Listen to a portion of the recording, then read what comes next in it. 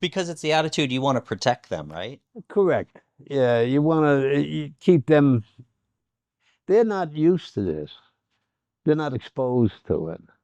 So to bring it into your kitchen or your dining room table, be very selective when you do that, because there's this street and there's the home you're trying to do, work, church, and home, and teach them that the values, not the wife so much, but the children of society.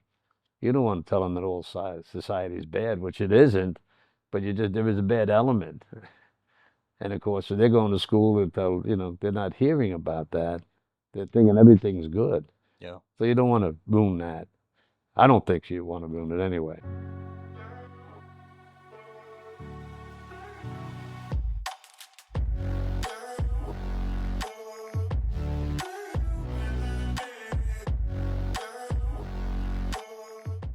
All set. Okay, can you introduce yourself for me, please? Yeah, my name is Bill Kelly. Okay, Bill, and who did you work for? I work for NYPD from 1965 to 1985. 1985. And Bill, tell me a little bit about your family life. Where'd you grow up? I grew up in Queens Village. Years ago, I was in Queens. I attended schools there and came along and went into the Army, spent 3 years in the Army. And at that time, you had the draft, so you either go in or you had to get the draft. This was 1956. Yeah. So I was into 56 to 59. And then I come out and I went to Wall Street, and I stayed there for 4 or 5 years. And I would have stayed in Wall Street, but then my mother asked me, she suggested I go civil service because her father was the civil service. But it wasn't my desire at the time. So to keep peace in the family, I took the test, and the first test I took, I flunked. And she was very upset with me. And unbeknownst to me, she sent the card back in. And a year later, you could take a test again, which I did, just to keep peace in the family. And that one I aced. And But was the civil service, when you say civil service, was it specifically law enforcement? Was it what was she hoping? What kind of job was law she hoping? enforcement at the time, Oh, it because was. her father was a police officer. Oh, so her. Yeah. So did you have any desire to go into law enforcement? Not at the time, no, not at all. I enjoyed Wall Street. I enjoyed what I was doing. Yeah. And push came to shove, it came time to either go on the police department or not. I spoke to the boss and looked for the future, and he put some obstacles in the way, and I decided, well, maybe I ought to try something else. Of course, my father felt look upon that with great disdain. He was a Wall Street man for 47 years. Oh, okay. So your dad So, didn't want you to do it. not really. So So what was it that why did your mom want you to do it? she liked the idea of the steady income and the civil service with pension and whatnot. Okay. And in those years, coming through the depression as they did, it was a lasting memory for those people at Yeah. that time. Yeah. And then World War II, obviously. Yeah. She was very valid in what she thought, but my desire wasn't lying in that direction. But as events turned out, I said, well, I went and I gave it a shot. Always figuring if I didn't care, I'll go back to Wall Street and do it then. So unbelievable. I got involved, and I found out that this was pretty interesting work. Yeah, you kind of had a knack And for it. yeah, I didn't realize it at the time, but you grow into it. My first assignment was the 73rd Precinct in Brooklyn. As a matter of fact, in the day I reported there, the first day, the desk officer asked me if I flunked the academy, and I didn't quite know what he meant. And he said, "Well, this is a place where all the officers that have problems they put. In fact, they call it Fort Zindendorf." I said, "Fort Zindendorf." He said, "Yeah, you remember that movie Bo Jess, the furthest outpost for the for the for this for the soldiers?" I said, "Yeah, now that you mentioned it." He said, "Well, this is what we call this place, Fort Zindendorf." But it was a learning ground. Yeah. You were there with seasoned people. There's only three of us went at a time. My first tour down there, I was out in the street for about 35, 40 minutes, and there was a ruckus on the corner. One fellow had a knife, was going to stab his girlfriend at the time, and a crowd of people around. And I was brand new. I didn't know what to do, to tell you the truth. They didn't teach you this in the academy. And we only had three sector cars in the command at that time. So one of the cars, somebody must have made a call. One of the cars came up, and the officer got out and walked through the crowd. Said, "Joey, give me that knife," and they were getting out of here. But it was like everyday occurrence. Oh, and life stayed that way down there. The second tour I had down there, I made a, a robbery collar for two guys, and right turned the corner. Half hour after he turned out on the post, two guys were robbing a guy with a knife, and I apprehended. This is my second day on the street, and it stayed that way. We weren't. I was not a summons man per se. I think I gave out 13 summons in a 20-year career, but we had a lot of rest. yeah. I must. My first year down there in the 73rd, I had about 35, 40 arrests, and that's the way it was. He just automatically went and did those things. How was New York at the time? Was it kind of a free for all? No, not really. In 65, it was okay. It became a little radical and raucous for Vietnam, 67, 68, 69, Columbia University, Hmm. sit down, whatnot. It became a little problematic. And then, believe it or not, well, then President Giuliani, Mayor Giuliani come in. He was very good for the city, very Yeah, good. I won't say he was exceptionally beneficial for the police department, but he came out of law enforcement, so he had a working knowledge of it, and that was important yeah, because he realized that you take care of the lower echelons, and the other echelons will fall into place, yeah. and that was true. So when things started going downhill with De Blasio and some of these other mayors, what do you think that they were doing different than Giuliani was? They were not involved, lack of involvement, and looking towards the downtrodden more than the taxpayer.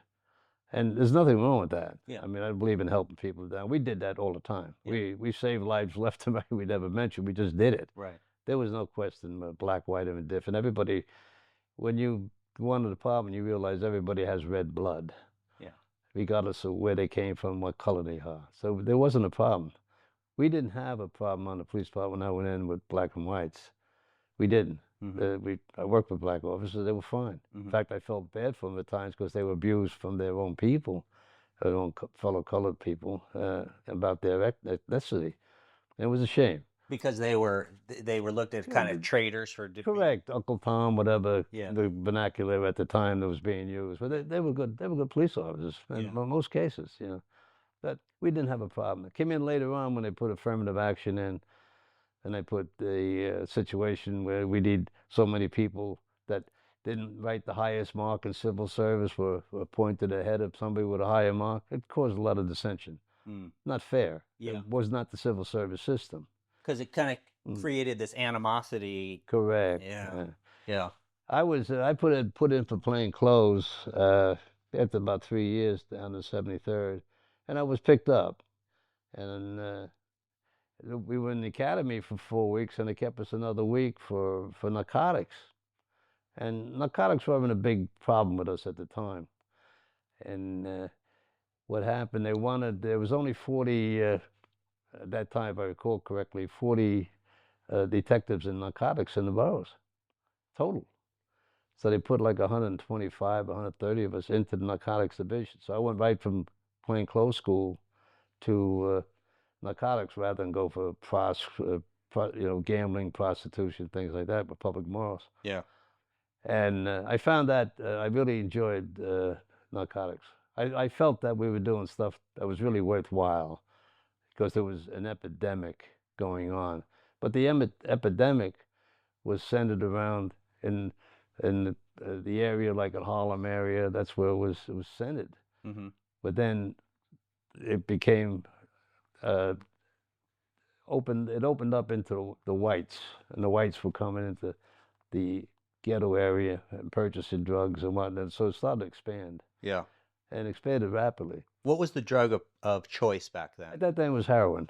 Heroin, Yeah, it even wasn't. back It then. wasn't cocaine. It was heroin. The marijuana was the basis, the start Mm-hmm. of all these problems. In most cases, I believe that to be true.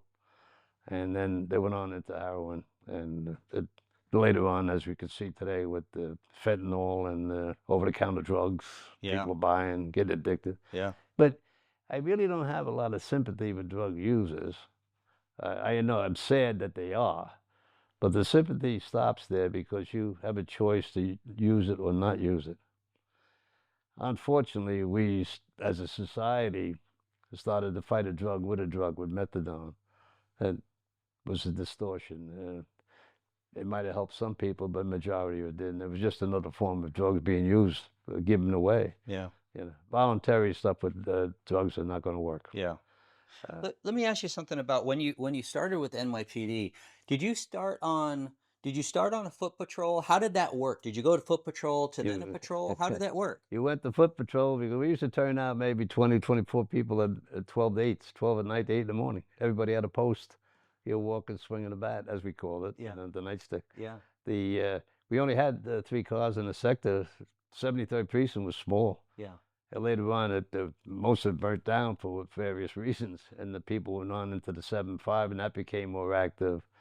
But most of the time was on foot patrol, and occasionally you'd ride in the car if somebody was sick or a vacation or something like that.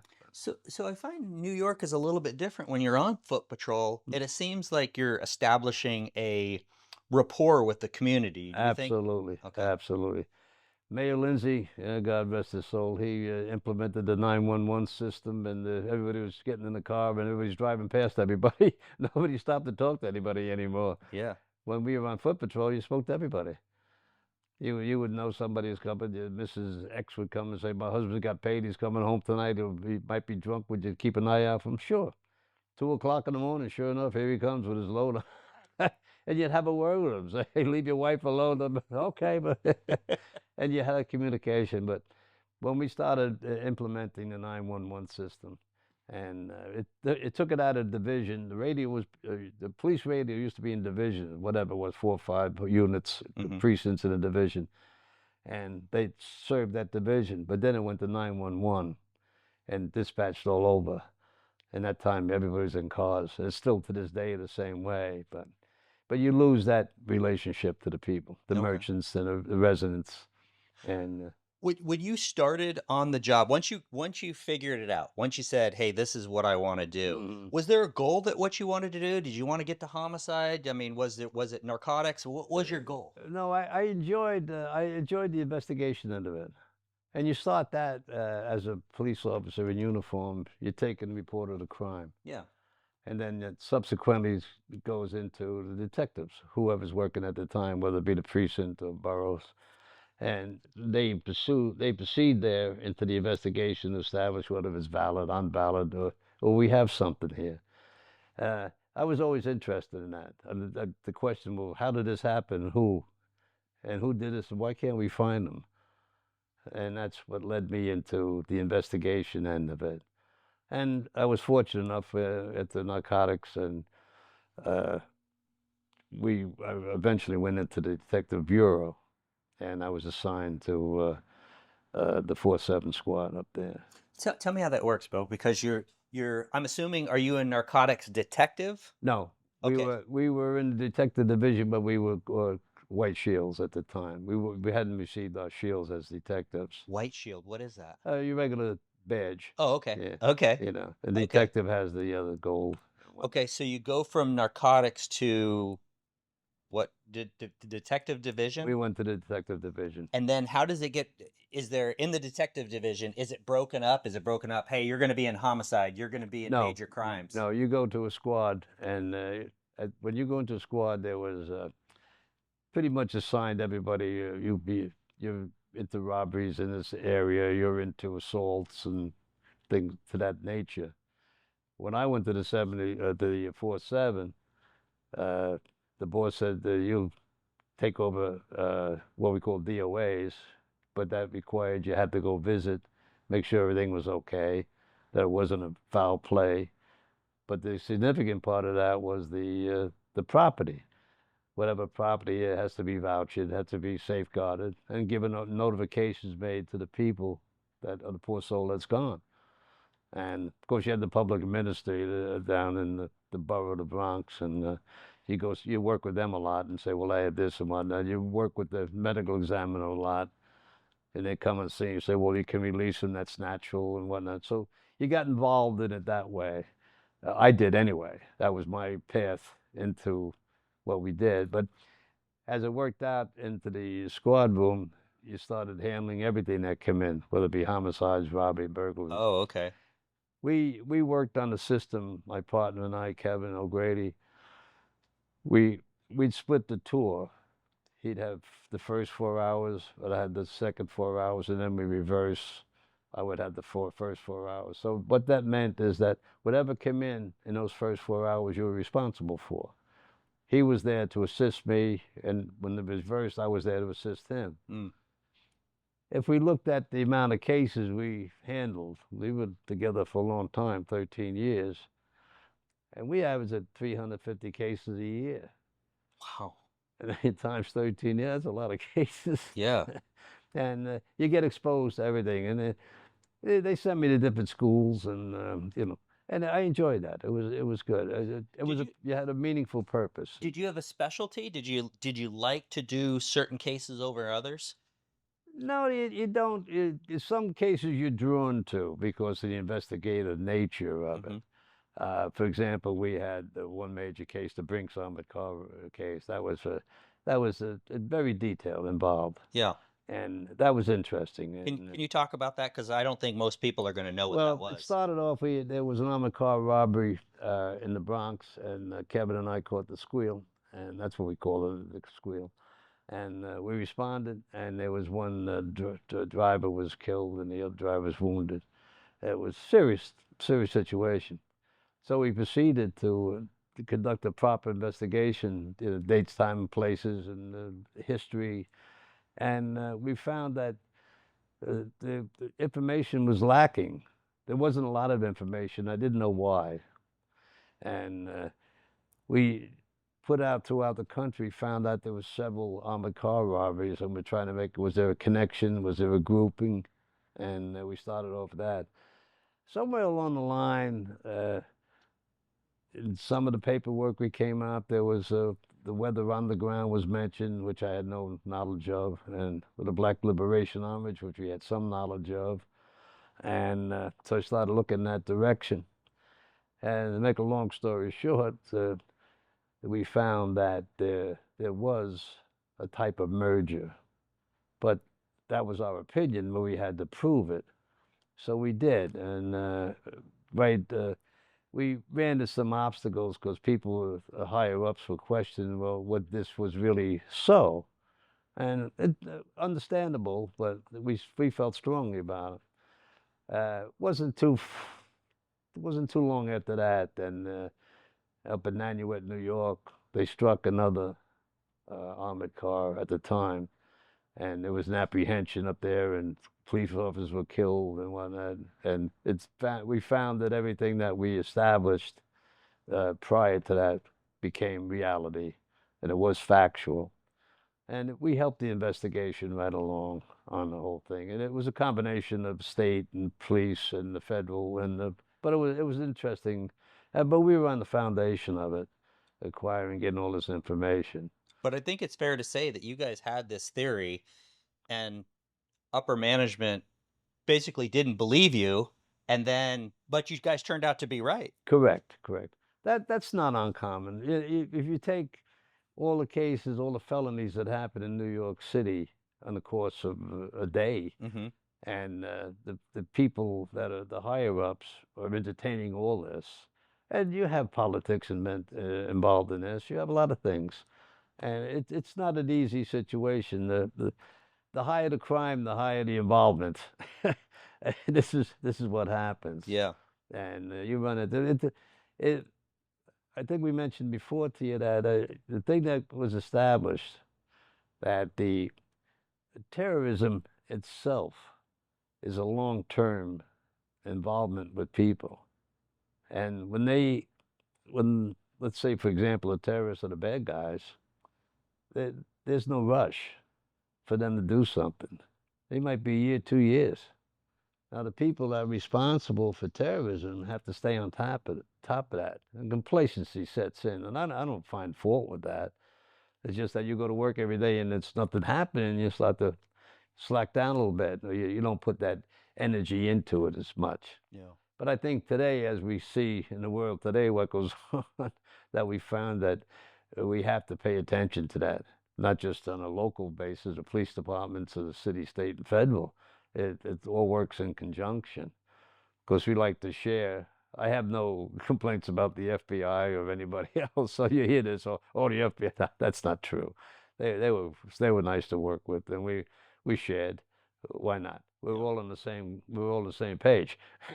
So if you get them, fine. If we get them, fine. It's okay. The end result was they're off the street and they're not bothering anybody. I'm Right. talking about criminals. I'm not Yeah. talking about somebody who just steals a bicycle. And okay, fine.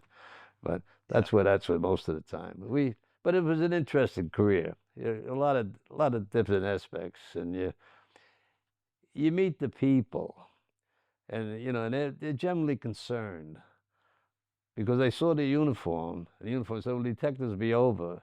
It doesn't relieve the person that had the offense taken to them. They're what's going on, Yeah. and we had to go in and kind of placate that or become the spokesman for the city. What can we do to help you, and how can we, or if we can help you, and in some cases we can't. Yeah. We just can't go any further. There's just not enough uh, evidence to help you or proceed in what you have to do. I do have a feeling that in the city, meaning New York, that somebody always sees something. It's just a question. You got to find them. It's like pulling teeth. People put, oh, I don't want to be involved. Yeah. But if you go work long enough at it, and you should be able to turn over something. Yeah. But there you have the factor with if you're catching all these cases all the time, you don't have the time to devote on all these things. You have to try to fill it in your schedules, Yeah. and it gets difficult, especially if you're on something that's more serious than something else. Did you find were there parts of your career, parts of the job that were harder than the others? Was there something that you didn't like to deal with more than others? Well, that you have your interest. I'll put it there. I mean, you're going to put yourself into the cases that come along. Sure. Uh, some, less problematic than others. That it's not the end of the world if it's not completely solved at that moment. Uh, for example, I'll give you one of the more serious situations people don't spend too much time on is suicides. A terrible thing Yeah. because the people that are left behind have always had the question, this, and that. And it's a serious, and that communication is very important to convey to the person that you're not responsible for this.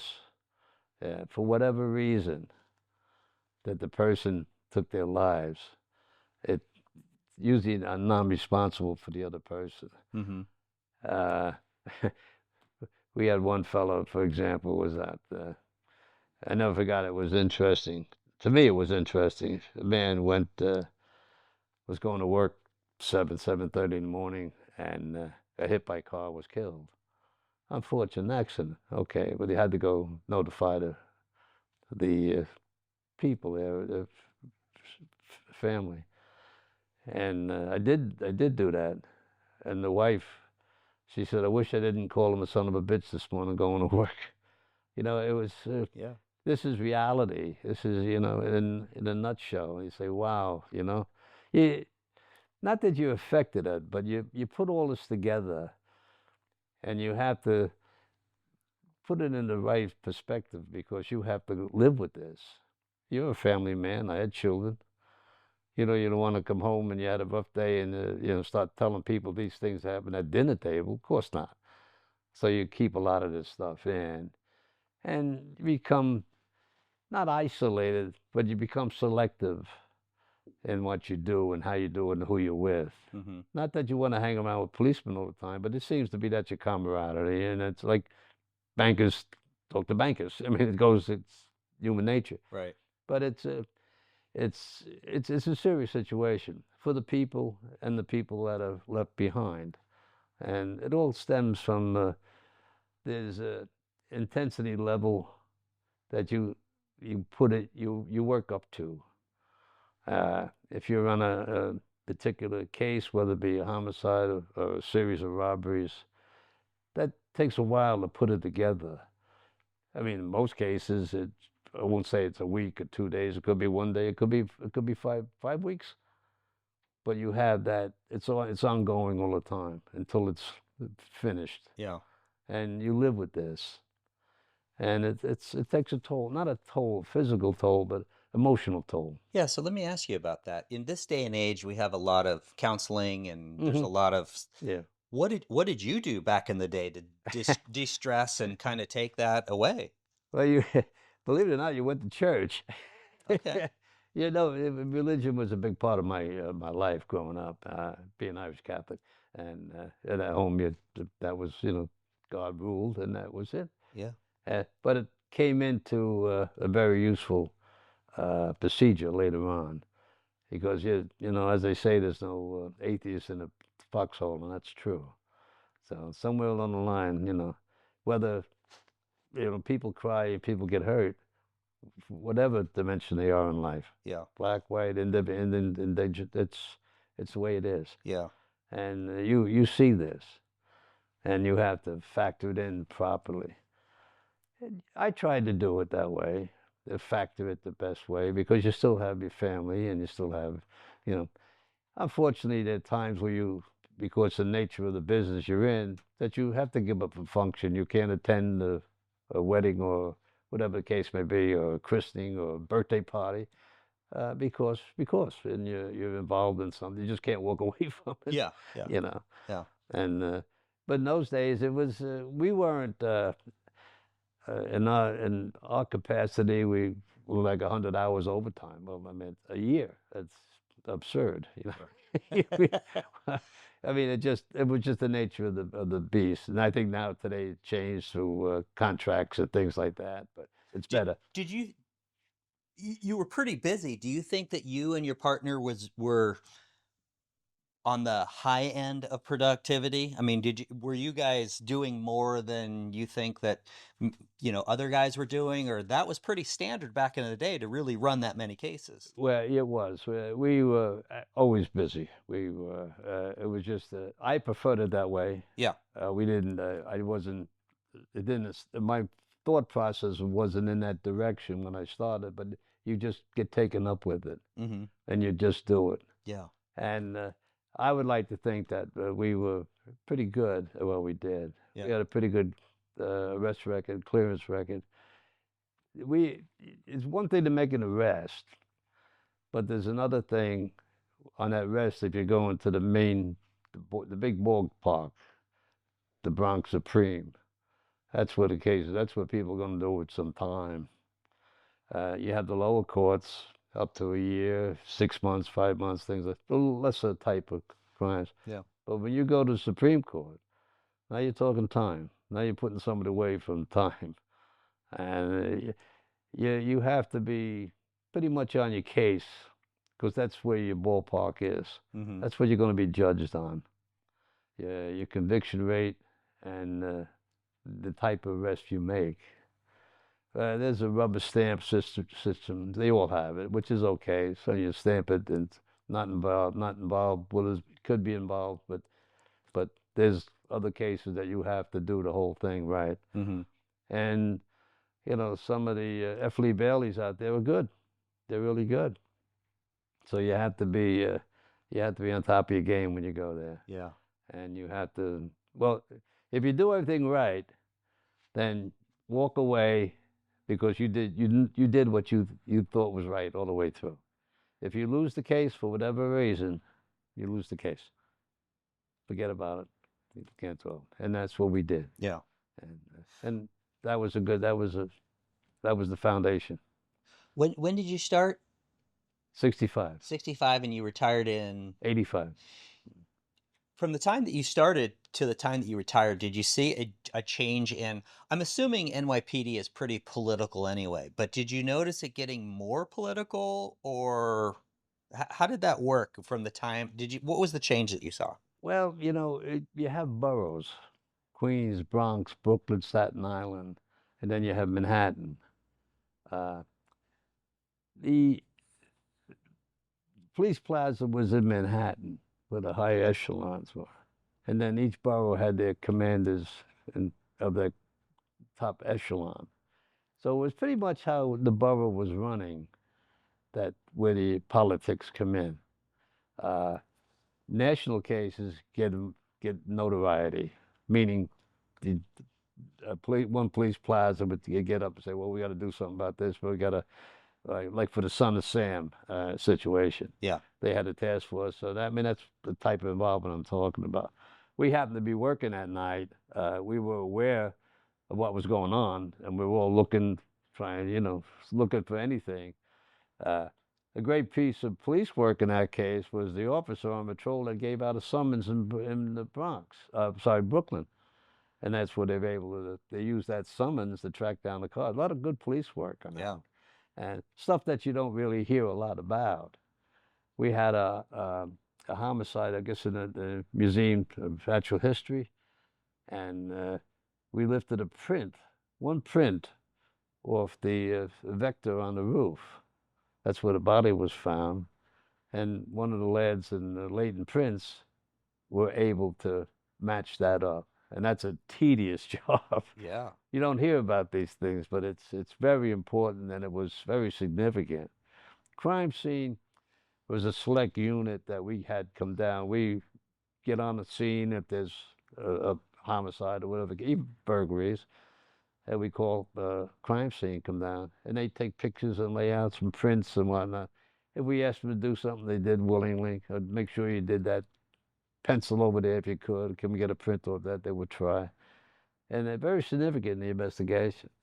And they'd make sure we got all the information back, and then we put it all together in our folders and try to decipher which is a good thing. So we had help. It Yeah. wasn't just guesswork on our part. We used all What the were, facilities that we could. what were the details about that homicide you were just talking about where they grabbed the one print? It was one of the gals that worked in the museum over there.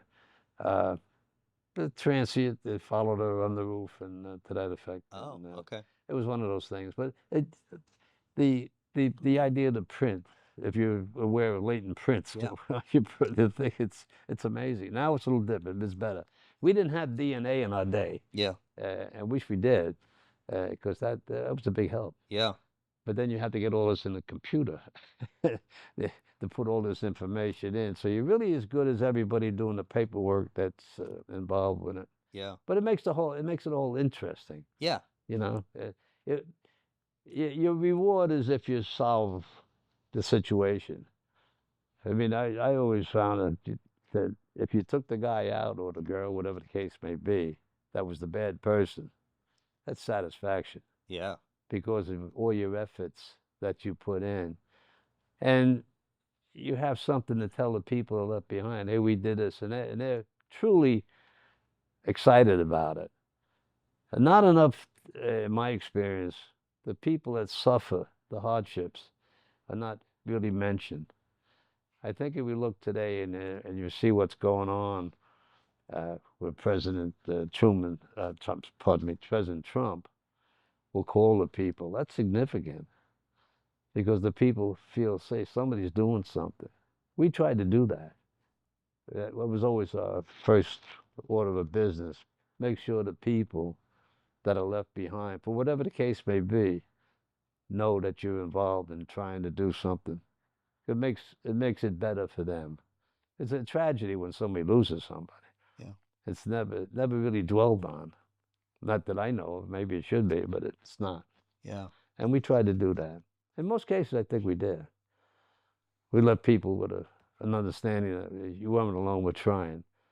Some we won, some we didn't. But we tried. Explain to me, did they have the grades of detectives back then, third Yeah, level, first, first? second, third, right? Okay. Yeah. Uh, How did that work back in your day? Was it political? Was it really kind of based on your Uh, productivity? What do you think? the old story, you know somebody, which is okay. But we were aware of that. It Hmm. wasn't something you didn't take it personal. That if somebody was awarded something or elevated something, so be it. Hmm. You know, and we had our jobs to do, and we did it. You kind of have that communication with your partner about what's going on, and you shared it. Yeah. Well, we know some fellows. They could be in the bureau and never catch anybody. They just weren't cut out for it. Yeah. And there were other fellows there that were very good at it, and it didn't make any difference whether they were first, second, or third. It was their individual effort into what they were doing. Yeah. So what grade did you get to? I come out of third grade. Third grade. So you didn't, we talked about this before we started recording. You really didn't, that wasn't important to you. You just wanted to catch No, the bad guys. basically, I liked the investigation end of it and the solving and the completion. I did. That Yeah. was really what that I enjoyed. Yeah. Yeah. I wasn't going to retire and being a bank guard. Not that I find fault with that, but it wasn't my goal to do that. When I left the department in '85, I signed the book Ernest Hemingway Farewell to Arms, and it was fine. Yeah. It was fine. I felt fulfilled. I did my best, and I was rewarded. I was fortunate. I did write a couple of books on it, and Yeah. So it let's was talk fun. about those books. You wrote 5 books, right? Yes, sir. Okay. So what are, if somebody, and I'm going to put the links in the interview here, Okay. but tell me about the books. Well, I, w- my wife was involved with card and gift shops, and I was going to. She was uh, basically a PhD in education, and I was limited in mine. I didn't go on to college, and after a number of years, I decided to get involved. I went to school, and I went to college in New Rochelle, and I liked it very much. It was a fulfillment that I always wanted. I just didn't do it, but then I enjoyed what I was doing, and I liked school. And in fact, I said, I wish I would have realized years ago how nice it was to sit in the classroom and just listen.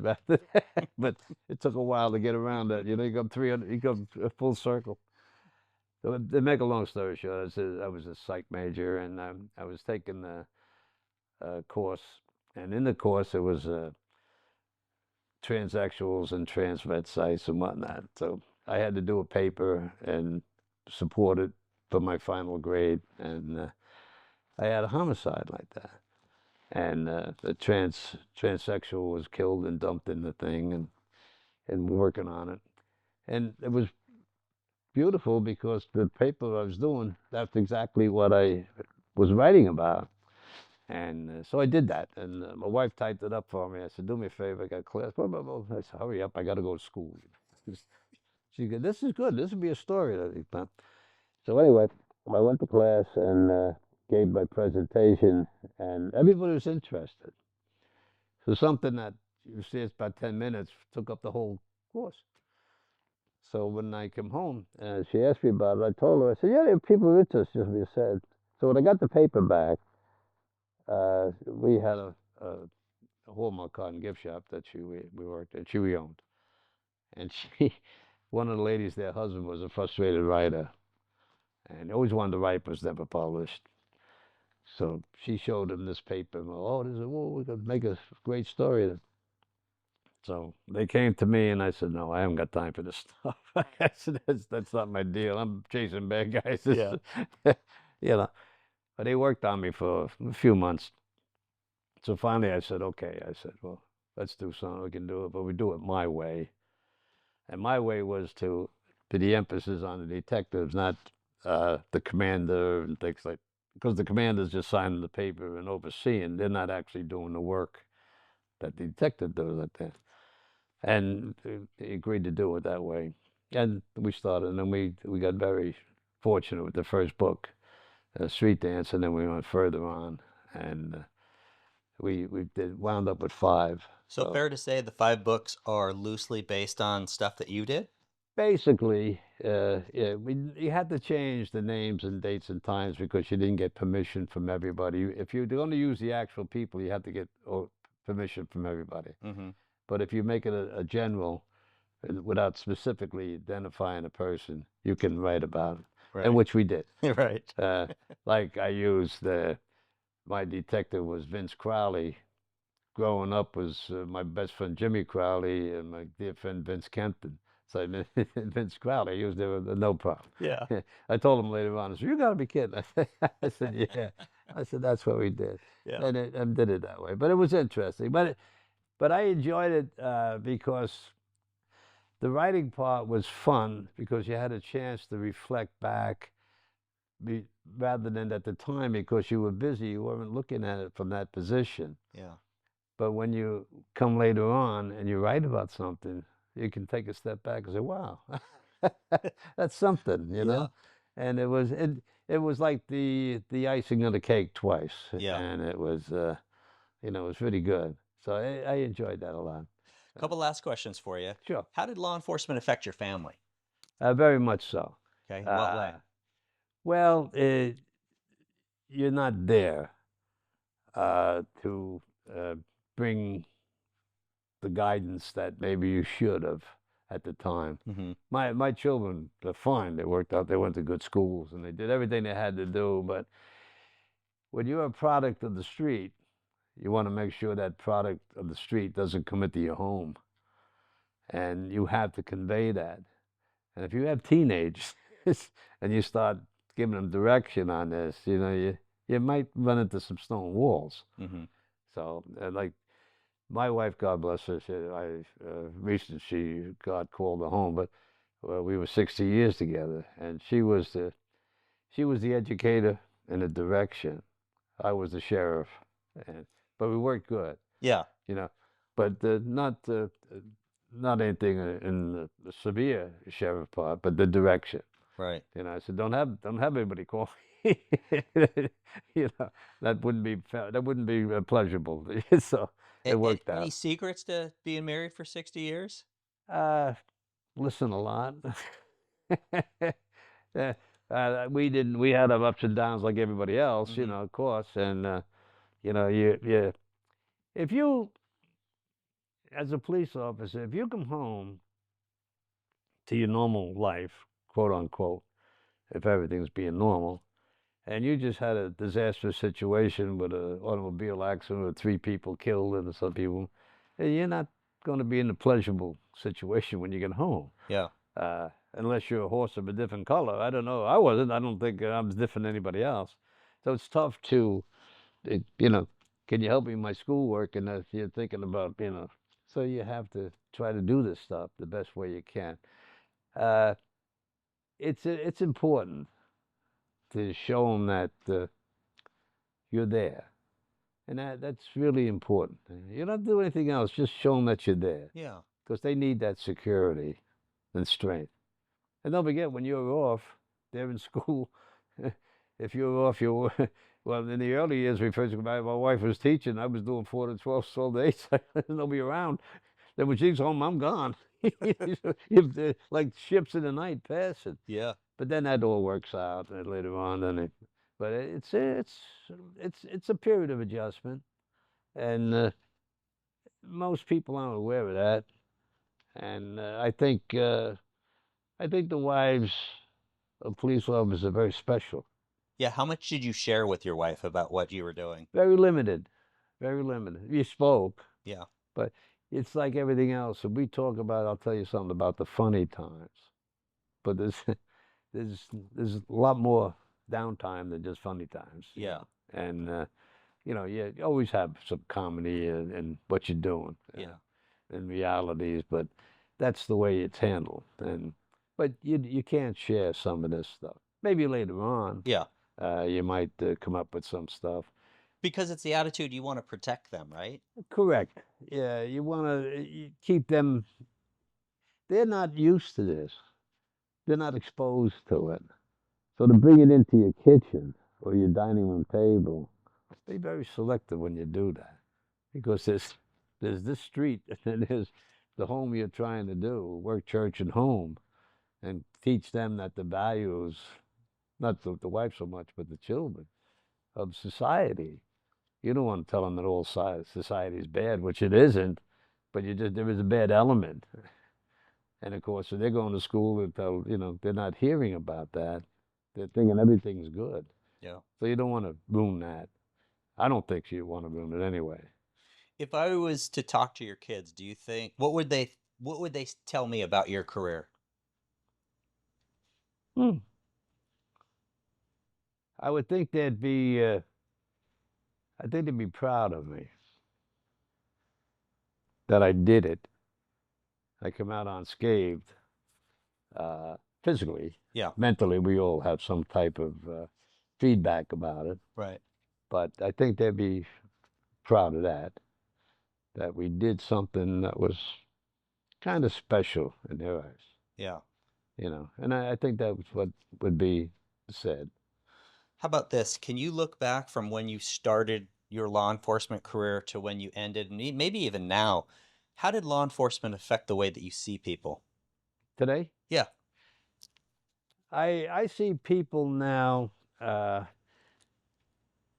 more so as a person than as a, a movement. Everybody's an individual. We don't, when we're younger and doing things, I personally don't feel that we spend enough time and we look more for what we like rather than listening to other people. Communication is a two-way street. I say something to you, you say something back. The earlier days, I never heard what you were saying. I never heard it. Mm. I learned that as we go along through life.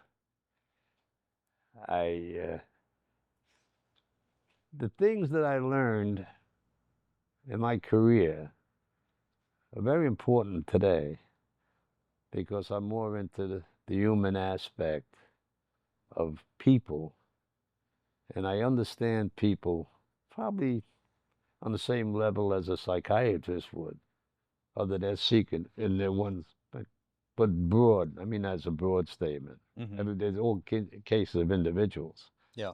but it was an interesting trip, and to this day, I'm very fortunate because I was able to receive this and hopefully understand it.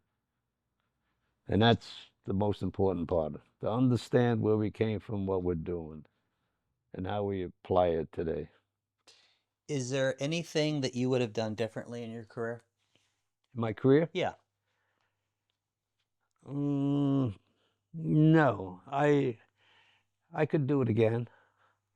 I didn't look for it, but I became in tune with it, and then became in tune with myself because of what I was doing, and it helped me in other aspects. I've had a very successful career. Thanks to the wife and I, we had several Hallmark card and gift shops. We did very well. Kids went to nice schools. I see them with the grandchildren today. They're tougher than the guys that I ever was. But they learned that at the table. I didn't do that intentionally, Yeah. but I think that exposure was important to them, and they're doing well too. Yeah. And you see it through your children, Yeah. and you say, "Geez, And there was times where I said, "Geez, I thought I let them down, but no, I didn't." They'll tell you that now. But it was a good run, Yeah. like I say. And I'm happy to be where I am today and speaking to you about it. Bill, thank you very much for the interview. Really appreciate it. You're quite welcome. I hope it was helpful. Absolutely. It was great. Thank you. Thanks.